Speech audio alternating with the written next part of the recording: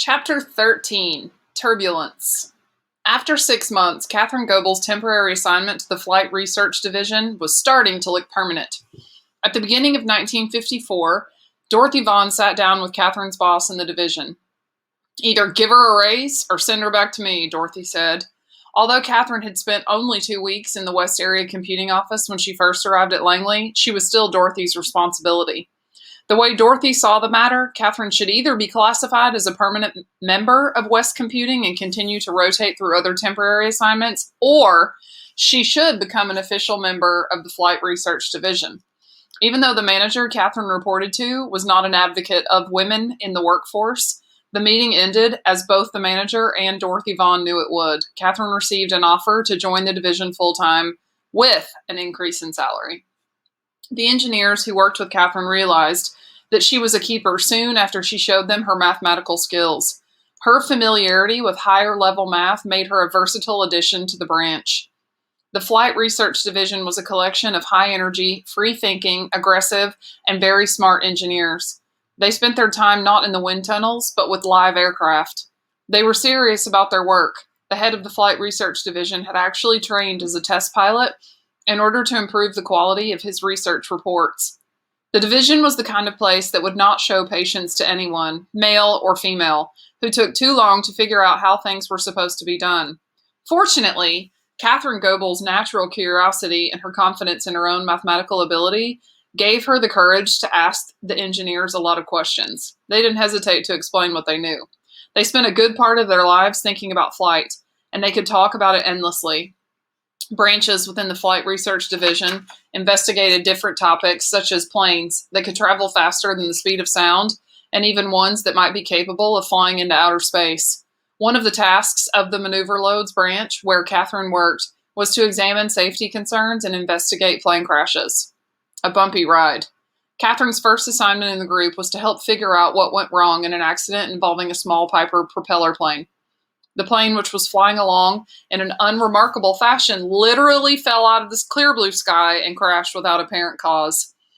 The National Advisory Committee for Aeronautics received the plane's flight recorder, a device that tracks an aircraft's speed, acceleration, altitude, and other measures of flight. The information was essential to figuring out what had happened. It was Catherine's job to analyze the photographic images of the plane's instruments, recorded in very small increments of time.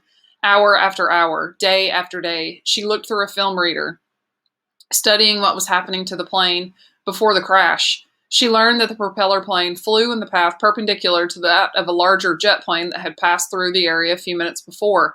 The engineers set up an experiment recreating the circumstances of the accident, flying a test plane into the trailing wake of a larger plane. The data from that experiment also arrived on Catherine's desk. It was eye-straining, monotonous computer work, but Catherine loved it. When the engineers analyzed Catherine's work, they were fascinated to recognize something they hadn't realized before. The data showed that the air disturbance caused by a jet that flew past could trouble the air for as long as a half hour after it had passed through.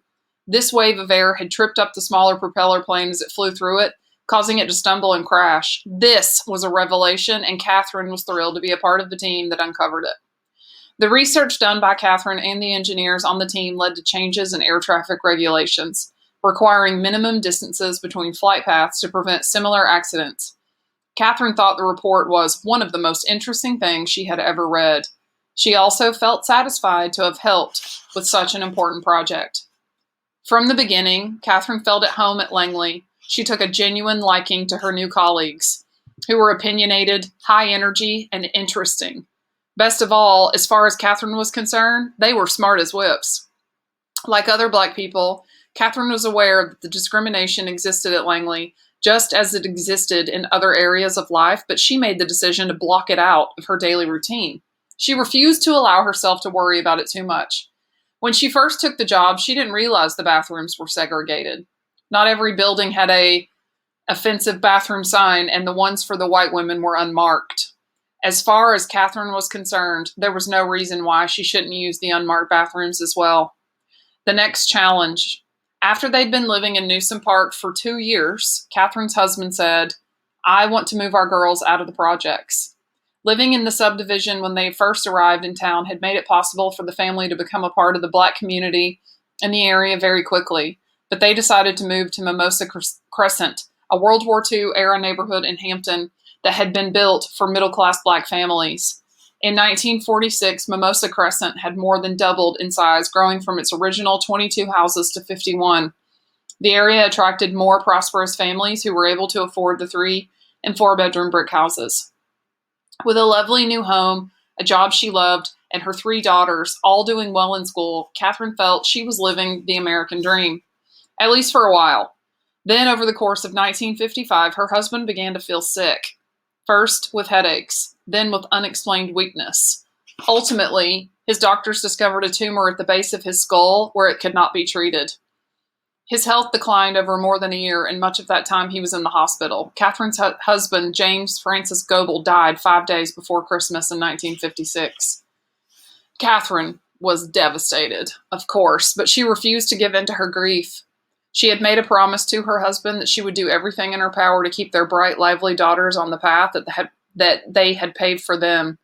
Catherine allowed herself and the girls until the end of the year to mourn, and then she expected them all to get back to work.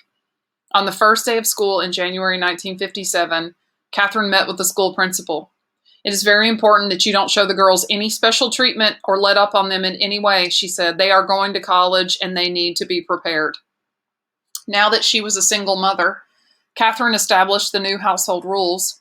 "You will have my clothes ironed and ready in the morning and dinner when I come home," she told her daughters. Catherine was now both mother and father, the one who offered love and discipline, the sole breadwinner. Each of them would have to work hard to pull the family through the difficult time. The Goebel children excelled in school. They took piano and violin lessons and practiced diligently. They were good-natured, outgoing, and respectful. With her steady gaze on the future, Catherine led her daughters toward the long-promised blessings of democracy. She wasn't leading the life she had expected, but she accepted the new challenges with dignity. Catherine's husband's death divided her life in two. As a couple, they had walked side by side through graduate school and marriage, the birth of their children, and their move to Newport News. Now, at just 38 years old, she was a widow and a single mother, as well as a professional woman realizing her intellectual dream. Her husband wouldn't be there to see those dreams come to fruition, but he had helped get her career launched. All that had come before would connect to all that was to come. In January 1957, Catherine's daughters went back to school and she went back to work. The second act of her life was about to begin.